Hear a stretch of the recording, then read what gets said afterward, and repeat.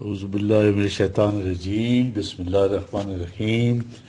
Lecture تو آج کل جو وبا آئی ہوئی ہے کرونا، اور یہ جتنی جو ہے آفات آتی ہیں، زلزلے آتے ہیں، سیلاب آتے ہیں، بیماریاں آتی ہیں، ٹھیک ہے نا جی، ان کا تعلق جو ہے قرآن وہ کردار سے بتاتا ہے، کیونکہ یہ ذکر العالمین ہے قرآن، تو اس لیے بہتر یہ کہ قرآن کے اوپر تھوڑی روشنی ڈال کے پھر میں یہ خارجی حوادث اور قوم کا جو داخلی کردار ہے، ان دونوں کا تعلق کیا ہے، تو یہ اس پہ میں گزارشات کروں گا۔ انجینئر اویس دورانی جی، یہ قرآنی لیکچر کے سلسلے میں ہے کہ یہ ان کے ساتھ یہ خارجی جو حوادث ہیں، ان کا قوم قرآن نے داخلی کردار کے ساتھ ان کا کیا تعلق بتایا ہے، تو یہ بات جو ہے نا سمجھنے کی ہے۔ تو سب سے پہلے تو آپ یہ یاد رکھیے کہ قرآن جو ہے وہ ذکر للعالمین ہے، ٹھیک ہے نا جی، 81/27، یعنی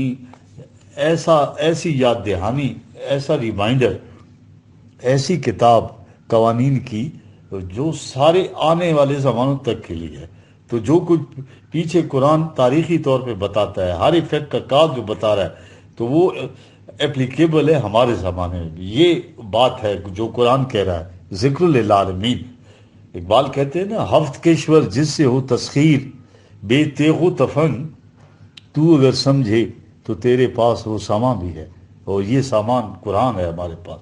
بغیر تیغ و تفنگ جو ہے تو تسخیر لوگوں کے دلوں کو کرنا ہے۔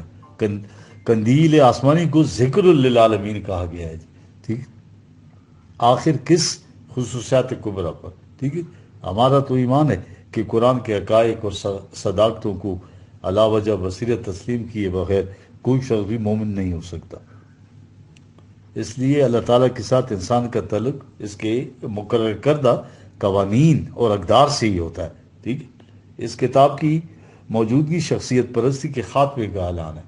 اس کا مرکزی موضوع اور محور کیا ہے کہ اس نے انسان کو اس کے مقام سے آشنا کرایا ہے۔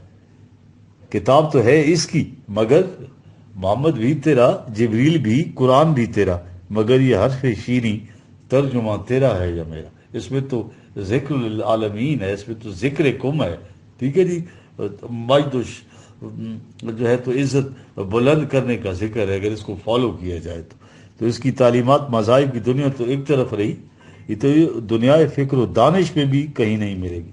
تنہا عقل انسانی کے بل بوتے پر تشکیل کردہ نظام جو ہے کو ایک محسوس شکل سے قرآن نے واضح کیا ہے، ٹھیک ہے جی۔ مثل الذی نتخذوا من دون اللہ اولیاء، یہ 29/41، یہ مثال قرآن دے رہا ہے ان لوگوں کی جو یہ وہی کے مابرا جو ہے تو وہ انسانوں کا خود ساختہ نظام جو ہے وہ نافذ کرتے ہیں، اس کے مطابق زندگی گزارتے ہیں، تو اقدار خداوندی کو چھوڑ کر خود ساختہ روش پر چل کر مطمئن ہو جا کے، حالانکہ کیفیت کیا ہے اس نظام کی جو انہوں نے لیا ہے، کمثل العنکبوت، یہ 29/41 آیت میں پڑھ رہا ہوں۔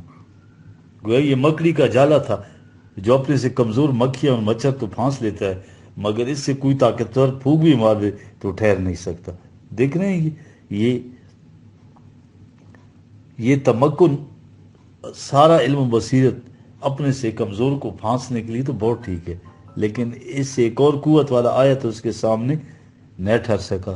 کہا گھر ایسا بناؤ جو طاقتور کو پھانس لے اور کمزور کی حفاظت کرے، تو وہ گھر کبھی نہیں ٹوٹے گا۔ دیکھ رہے ہیں جی، 2/256، فمن یکفر بالطاغوت ویؤمن باللہ فقد استمسک بالعروۃ الوثقی لا انفصام لہا، محکم سہارا، تو اقدار خداوندی کا ہے، اس کا ٹوٹنا تو ایک طرف سے ترک بھی نہیں ہوتی، یہ مضبوط سہارا۔ جبکہ غیر خداوندی سہاروں کی تو کیفیت کیا ہے، اتخذت بیتا وان اون البیوت لبیت العنکبوت لو کانوا یعلمون، ٹھیک ہے، وہ 29/41 کی اگلی آیا پڑھ رہا ہوں۔ سب سے کمزور سہارا جو ہے کس کا ہے، یہ عنکبوت کا ہے، مکڑی کے جالے کا۔ کاش یہ جو ہے تو علم و بصیرت سے کام لیتے اور یہ حقیقت واضح ہو جاتی۔ چنانچہ ان گنت قسم کی معاشرتی، سیاسی، تمدنی ہزار کوششوں کے باوجود بھی عقل انسانی جو ہے نا مصائب و آلام کے بھور سے نکل کر آزادی کے بحر بے کنار سے ہمکنار نہیں ہو سکتی. ٹھیک ہے. یہ ایک نامور ماہر سیاست ہیں. ٹھیک ہے جی. میکن، ایچ جے میکن، اس کی یہ کتاب ہے treatise on right and wrong. اس میں وہ فرماتے ہیں کہ تمام نیکیوں میں سب سے بڑی ناکامی انسان کی ہے. اس کی جو سب سے بڑی مدنی و طبع اور سب سے زیادہ عقل مند ہے انسان، وہ ناکامی کیا ہے؟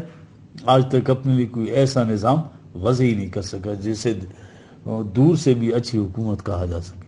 اس باب میں اس نے بڑی کوششیں کی، بعض ایسی کہ فی الواقع مایور العقول، اور بہت سی ایسی جو بڑی جرت آزما تھی، مگر جب ان کی عملی تنفیذ کا وقت آیا تو نتیجہ حیرت و یاس کے سوا کچھ نہ تھا.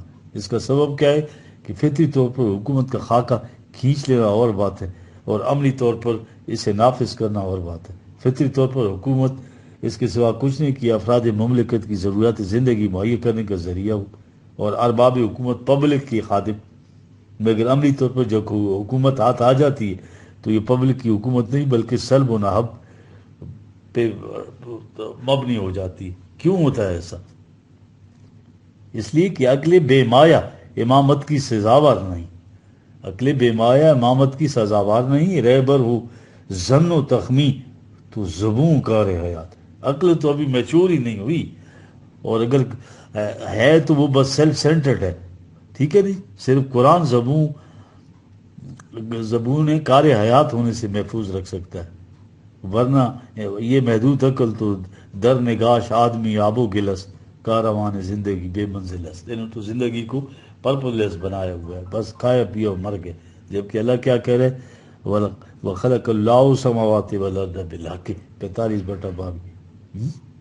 کیوں؟ لِتُجْزَىٰ كُلُّ نَفْسٍ بِمَا كَسَبَتْ وَهُمْ لَا يُظْلَمُونَ إِنَّ فِي ذَلِكَ لَآيَاتٍ لِّلْمُؤْمِنِينَ 1577. یہ پہلی آیت 45-22 میں نے پڑھی تھی. ٹھیک ہے. اصل بات کیا ہے کہ ان کا نظریہ حیات قرآن بتا رہا ہے. یہ شروع سے یوں چلا رہا ہے، ابھی یہ ہے، یہی ہے. وَقَالُوا مَا هِيَ إِلَّا حَيَاتُنَا الدُّنْيَا نَمُوتُ وَنَحْيَا وَمَا يُهْلِكُنَّا إِلَّا الدَّهْرُ وَمَا لَهُم بِذَلِكَ مِنْ عِلْمٍ إِنَّهُمْ إِلَّا يَظُنُّونَ. قرآن کہہ رہے ذرا کہ جو یہ ذرا علم کی بارگاہ پہ دستک تو دیں، پھر یہ جو ہے سراسر بے سر و پا اور زن و قیاس پر مبنی ان کے نظریات ہیں، کیونکہ یہ خواہشات و جذبات ان کے راستے میں حائل ہیں. کائنات کی تخلیق کا مقصد ہے، پرپز ہے کہ ہر ایک کو اس کے اعمال کی پوری جزا و سزا ملے. ٹھیک ہے جی. اب ہم آئیں گے، یہ تو میں نے قرآن کا آپ کو بتا دیا، یہ اس سے ریلیٹڈ تھا کہ خارجی حوادث اور قوم کا جو داخلی کردار ہے ان کا آپس میں کنیکشن کیا ہے جی. قوموں پہ عذاب نازل ہونے کی بنیادی وجہ جو قرآن بتا رہا ہے، تو ہم اس پہ قرآن آیات کی روشنی میں جو ہے تو غور کریں گے جی.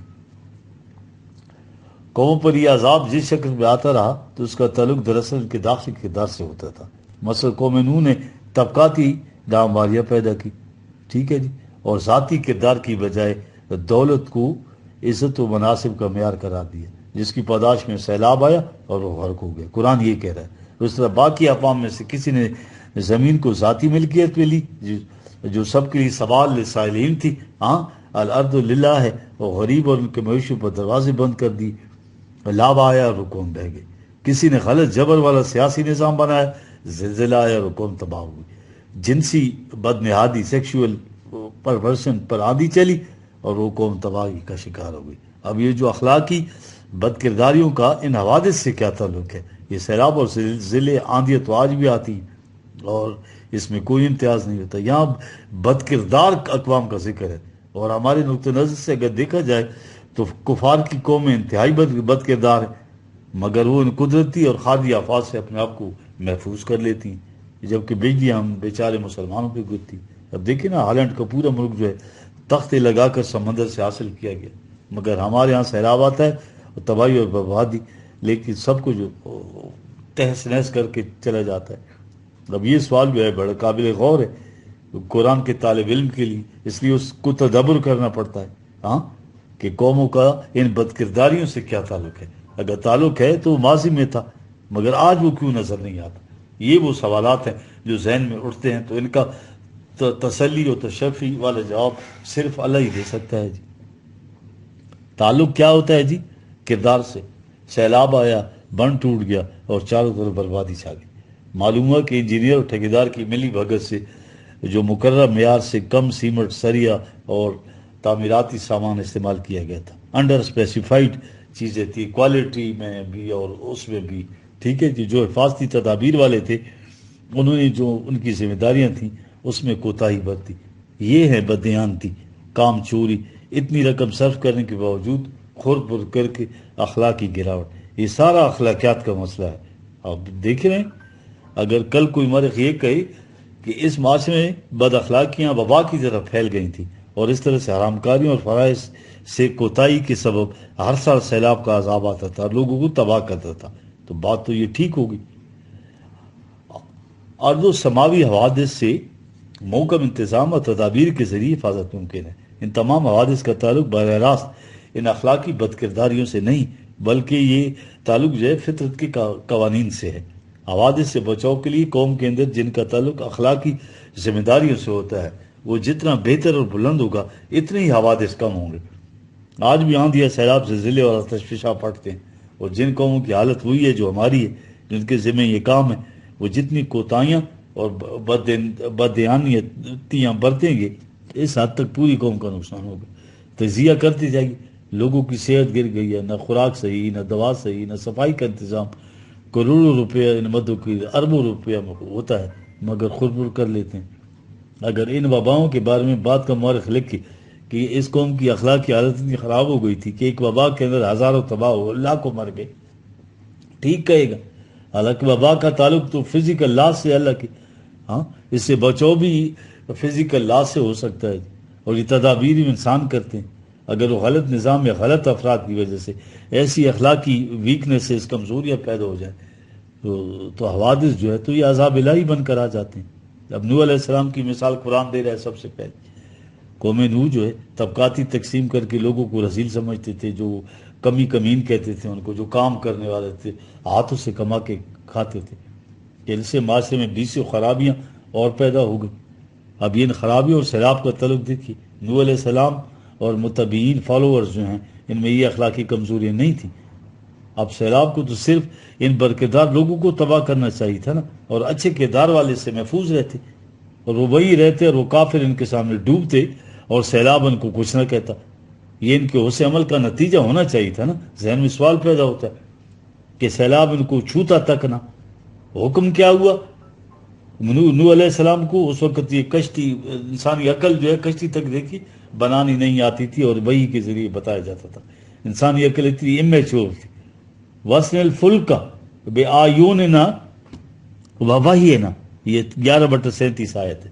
سیلاب سے محفوظ رکھنے کے لیے کشتی بنانے کا کہا جا رہا ہے، وحی کے ذریعے انسٹرکشنز دی جا رہی ہیں، ڈیٹیل بتائی جا رہی ہیں، ٹھیک ہے جی۔ نبی کو ان آنے والے حادثات سے اس زمانے میں قبل از وقت آگاہ کر دیا جاتا تھا۔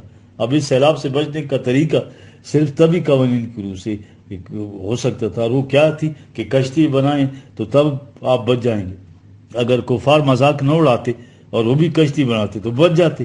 دیکھ رہے ہیں اب قرآن ان کو بھی سامنے لایا، 11:38 آیت ہے، وَيَسْنَ الْفُلْكَ وَكُلَّمَا مَرَّ عَلَيْهِ مَلَاءٌ مِّن قَوْمِهِ سَخِرُوا مِنْهُ، ٹھیک ہے۔ اب یہ مذاق اڑایا کرتے تھے، جب یہ کشتی بناتی یہ گزرتے تھے، کہتے تھے ان کو دیکھو یار یہ کیا تختے لے کے بیٹھے ہوئے ہیں، اور سیلاب کہتے ہیں آئیں گے تو بچ جائیں گے۔ اب جو طوفان آیا تو جو کشتی میں بیٹھا تو وہ بچ گیا، اور جو نہ بیٹھا وہ سیلاب کی نظر ہو گیا۔ دیکھ رہے ہیں یہ اللہ کا قانون۔ اور نوح علیہ السلام سے کہا کہ سیلاب کے بعد مختلف قسم کے جانوروں کے 2 جوڑے بھی رکھ لو، سیلاب میں سارے تباہ ہو جائیں گے اور بعد میں ان کی ضرورت ہوگی۔ کل نحمل فیہا من کل زوجین اثنین، 11/40۔ ان چیزوں کے مقابلے کافر اور مومن کی کوئی تمیز نہیں ہوتی جی۔ وبا آتی ہے تو وہ مومن اور کافر کے بچوں میں فرق نہیں کرتی۔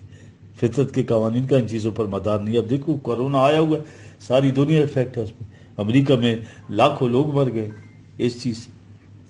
یہ تمام حادثات فطرت کے قوانین کی روح سے آتے ہیں۔ جو فطرت کے قوانین کے مطابق ان حادثات، یہ جو حادثات ہیں سماوی و عرضی سے محفوظ رہنے کا سامان کرتے ہیں، بچ جاتے ہیں۔ تباہی ان کی ہوتی ہے جو اس فطرت کے قوانین کے مطابق انتظام ہی نہیں کر سکتے. اب قوم سبا دوسری مثال، پہلے نوح علیہ السلام، اب قوم سبا، بہت ساری مثالیں ہیں. ٹھیک ہے، 34/15. لقد کان لسباء فی مساکنہم آیا جنات عن یمین و شمال کلوا من رزق ربکم واشکروا لہ بلدۃ طیبۃ و رب غفور. دیکھیں سبا قوم کا یہ بتا رہے ہیں کہ یہ ان میں نشانی ہے. ٹھیک، چاروں طرف سرسبز و شاداب باغ تھے ان کے دونوں طرف.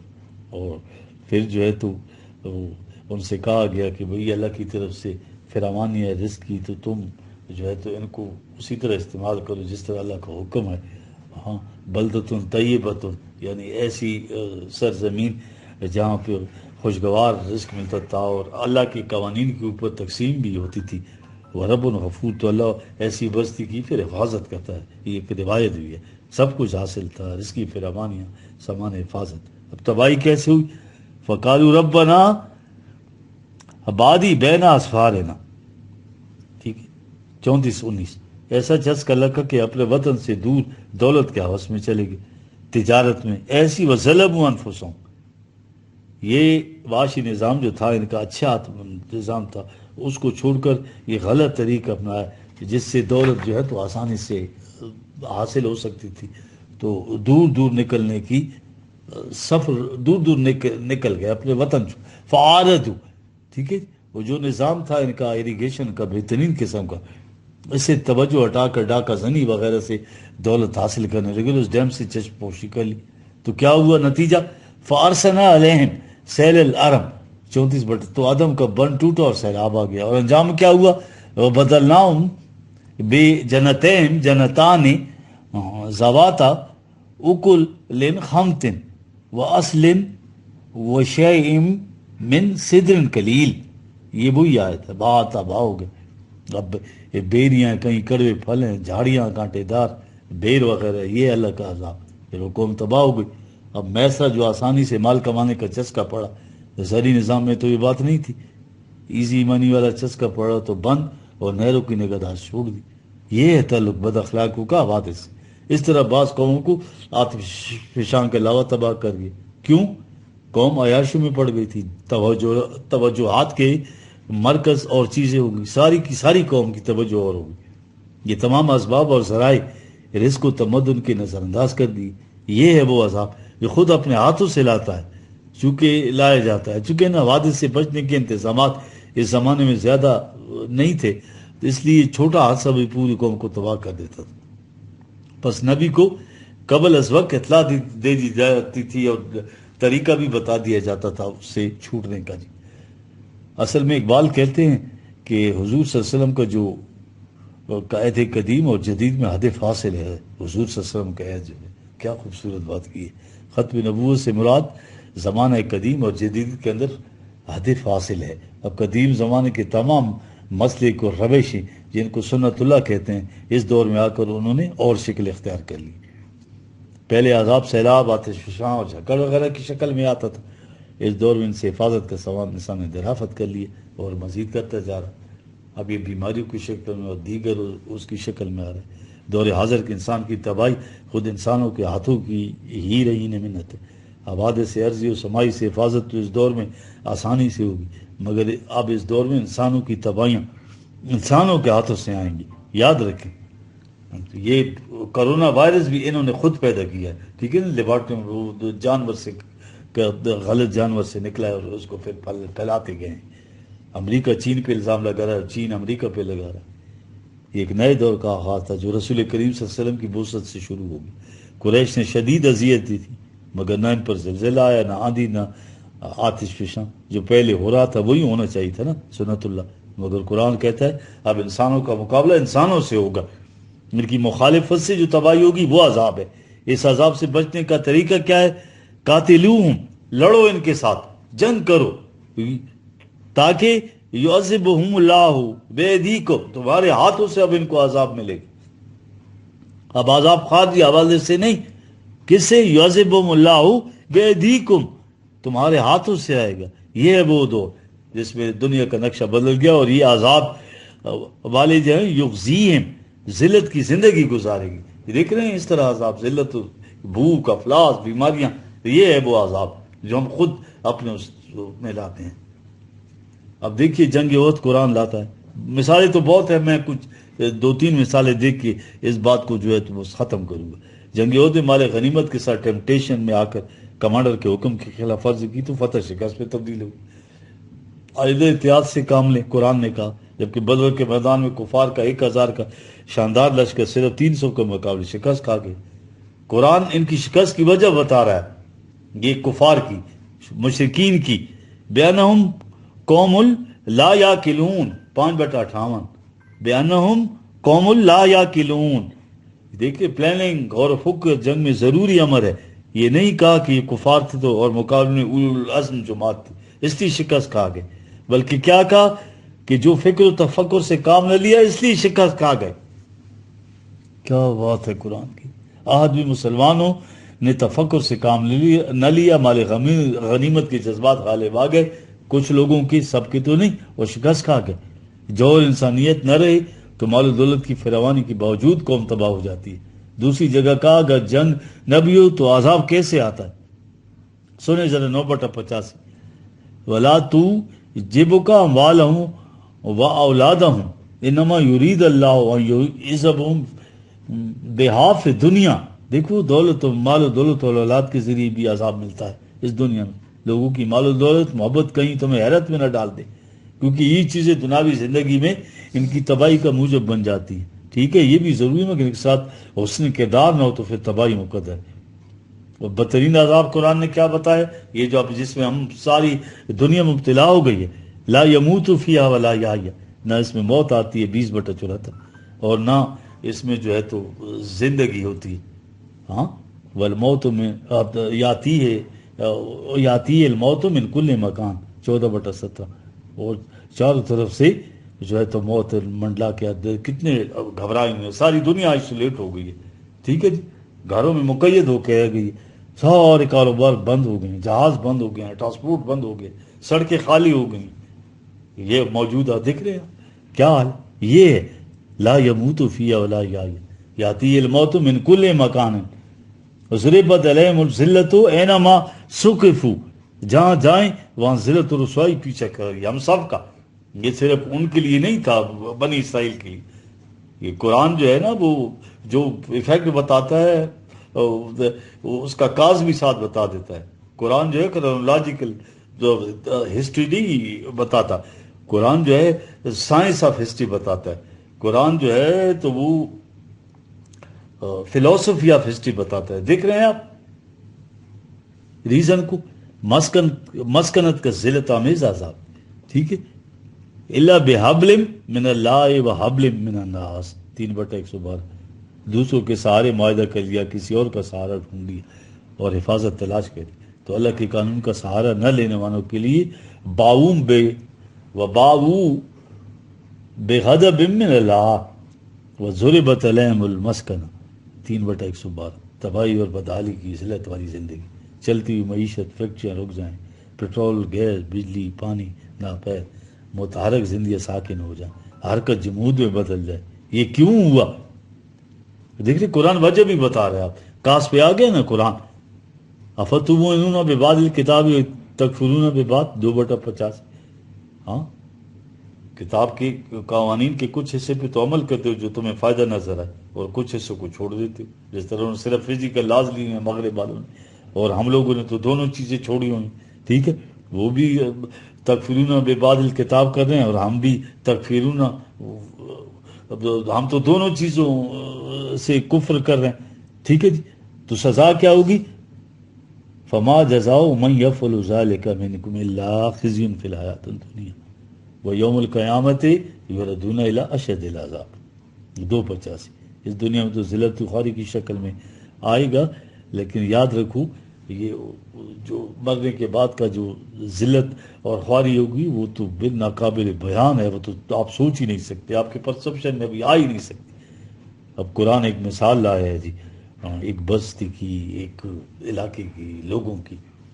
ضرب اللہ مثلا قریۃ کانت آمنتم مطمئنہ تائیں یاتیہا رزقہا رغدم من کل مکان فکفرت بانعم اللہ 16:112۔ دیکھو آرام سے چاروں طرف سے رزق یہ فراوانیت تھی، ایک قوم تھی، ایک بستی تھی، چاروں طرف سے آ رہا تھا۔ تو کیا کیا، وہ جتنی بھی نمائے خداوندی تھی ان سے کیا کیا، ان کو چھپا دیا تاکہ عام لوگوں تک ان کی رسائی ختم ہو جائے۔ یہ 16:112 ہے آیا۔ پھر لوٹ کا سور شروع ہو گئی، یہ نما کو صرف اپنے لیے چھپا دیا۔ تو پھر عذاب کیا ہوا، اس کا نتیجہ لاف ریکوٹل نے کیا کیا، وہ ساتھ نے کیا کیا، وہ قیامت کیا برپا ہوئی، ٹھیک ہے۔ فَأَذَاقَ اللَّهُ لِبَاسَ الْجُوعِ وَالْخَوْفِ، اللہ کی طرف سے بھوک اور خوف کا عذاب نازل ہو گیا۔ دیکھیں قانون خداوندی سے اعتراض کیا ہے، وَمَنْ أَعْرَضَ عَنْ ذِكْرِي فَإِنَّ لَهُ مَعِيشَةً ضَنْكًا وَنَحْشُرُهُ يَوْمَ الْقِيَامَةِ أَعْمَىٰ۔ دیکھیں 20/124، جس طرح ہم جو ہیں اس قوانین خداوندی، فطرت کے قوانین اور قرآن، یہ دونوں کو جو ہے ذکر کہا ہے قرآن نے۔ تو اگر آپ ڈاکٹر کے پاس نہیں جاؤ گی، مولویوں کی باتوں پہ چلو گی تو تباہی اور بربادی ہے۔ مسجد میں دیکھ رہے کیسے پھیلا رہے ہیں تبلیغ والے اور سارے مل کے، ٹھیک ہے۔ لیکن جو فزیکل لاز ہیں، جو ڈاکٹرز کہہ رہے ہیں، ان کی طرف توجہ نہیں دیتے، ٹھیک ہے جی، کہ وہ کوئی انسٹرکشن ایشو ہوئی ہیں، فاصلہ سوشل ڈسٹنس رکھے، منہ پہ جو ہے تو ڈالیں، ٹھیک ہے جی، اور جو ہے تو ہاتھوں کو دھوئیں، ٹھیک ہے۔ تو یہ احتیاط کریں گے تو یہ نہیں پھیلے گا۔ لیکن من اعرض عن ذکری فإن له معیشۃ ضنکا، تو ہوا کیا، تو سارے گھر بیٹھ گئے، کوئی نہ کاروبار ہے نہ کچھ ہے، سارا چیز سٹینڈ سٹل ہو گئی۔ یہ غلط نظام کی وجہ سے علام کی مختلف اشکال۔ اب آہستہ آہستہ ہو کر یہ شکل ہو جاتی کیا، کل هو القادر علی یبعث علیکم عذابا من فوقکم ومن تحت ارجلکم او یلبسکم شیعا ویذیق بعضکم باس بعض۔ یہ تو ہم اپنے زمانے میں دیکھ رہے چکے ہیں، یہ عذاب جو اوپر سے نازل ہوا کیسے ہی دیکھو، عراق میں، افغانستان میں، لیبیا میں، یہ جتنی مسلمان بستیاں ہیں، اب انڈیا میں ہو رہا ہے، کشمیر کے اوپر ظلم کر رہے ہیں ساری جگہ۔ دیکھیں چچنیا میں جو رشیا نے کیا، یہ ساری جگہ، ساری مسلم دنیا میں ایک دوسرے کو قتل کر رہے ہیں۔ ہم خود بھی شام میں، اور بے ایمان قیادت لوٹ کا سوٹ میں مبتلا ہے، کرپٹ، پیسے اکٹھے کر رہے ہیں۔ اب عذاب کی جو انتہائی شکل ہے جو قرآن بتا رہا ہے جی، ٹھیک ہے، یہ تھی عذاب کی مختلف شکلیں۔ اسی دنیا اور آخر میں ایک فیصلہ کن مرحلہ آ جاتا ہے، ہاں، الا تنفروا یعذبکم عذابا علیما 39۔ قوم کو مخالفتوں کے خلاف میدان جنگ میں آنا چاہیے، دیکھ رہے ہیں، اگر وہاں جی چرائے تو دردناک عذاب سے دوچار ہو جاؤ گے۔ ہم سب کو اکٹھے ہونا چاہیے، قرآن کہہ رہا ہے جی، یہ ساری برائیوں کے خلاف، یہ ساری چیزوں کے خلاف۔ الا تنفروا یعذبکم عذابا علیما جی 39، ٹھیک ہے۔ اگر نہ کیا، جی چرایا، تو کیا ہوگا، جو لاسٹ عذاب ہے، غلام وَيَسْتَبْدِلْ قَوْمًا غَيْرَكُمْ، تو تمہاری جگہ دوسری قوم آئے، غلامی میں چلے جاؤ گے۔ یہ ہے لا آف سکسیشن اور سبسٹیٹیوشن قرآن کا۔ عذاب کی انتہائی شکل قرآن نے یہ بتائی ہے۔ قانون استبدال اور اختلاف قومی کی جگہ دوسری قومیں کیسے لے لیتی، اقتدار و عزت و تکریم سے ناشنا قوم ریت کے ذروں کی طرف بکھر جاتی ہے۔ قرآن کہہ رہا ہے، پھر تاریخ میں کیا ہوتا ہے، فَجَلْنَاهُمْ أَحَادِيثَ وَمَزَقْنَاهُمْ كُلَّ مُمَزِّقٍ 34/19۔ پھر یہ ریت کے ذروں میں تبدیل ہو کر جو ہے تو اڑتی پھرتی ہے، اور ان کا وزن ہی نہیں ہوتا، ہوا کا ہلکا سا جھونکا جسے چاہے اڑائے پھر، یعنی ذلت کے مقام پر آ جاتی ہے اور مختلف ٹکڑوں میں بٹ کر وحدت گم کر دیتی ہے۔ یہ حاکم قوم کا سلوک جو ہے کیسے ہوتا ہے، پھر یہ جب غلام بناتے ہیں تو قرآن نے وہ بھی بتایا کہ یہ کیسے، اب ہم نے دیکھا ہے اپنی آنکھوں سے اسی زمانے میں، افغانستان میں، عراق میں، ٹھیک ہے، یہ جہاں جہاں گھسے ہیں یہ ویسٹ والے، دیکھو کیا کیا ہے ان لوگوں کے ساتھ۔ 17/5 آیت ہے، فَإِذَا جَاءَ وعد اولاہما باسنا علیکم عباد لنا اولی باسن شدید۔ اس کی سخت گرفت ہڈیاں توڑ کر رکھ دیتا ہے. یہ صرف یہ بنی اسرائیل کے لیے نہیں ہے، یہ آیت ہم سب کے لیے ہے. قرآن ذکر العالمین ہے، یہ پہلے میں بتا چکا ہوں. گھروں میں گھس فجاسو خلال الدیار، جاسو کا مطلب گھروں میں گھس کر تلاش بھی کرتے ہیں، پھر شدید سزائیں دیتے ہیں. ٹھیک ہے جی. وکانا وعدم مفعولا، یہ مکافات عمل کا فطری نتیجہ ہے. قرآن کہتا ہے یہ جو ہمارے ساتھ ہوا ہے افغانستان، عراق، شام، لیبیا، اللہ عذاب نازل نہیں کرتا بلکہ قوموں کے اعمال کا فطری نتیجہ ہے. اور اللہ کو بھی افسوس ہوتا ہے اس بات پہ.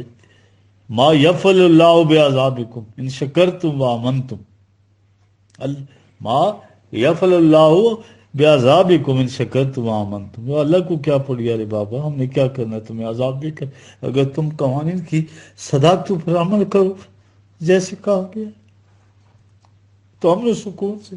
وَقَانَ اللَّهُ شَاكِرًا عَلِيمًا 4/167. یہ تو تمہارے اعمال کا نتیجہ ہے، ہم تو تمہارے اعمال کا نتیجہ برآمد کرتے ہیں.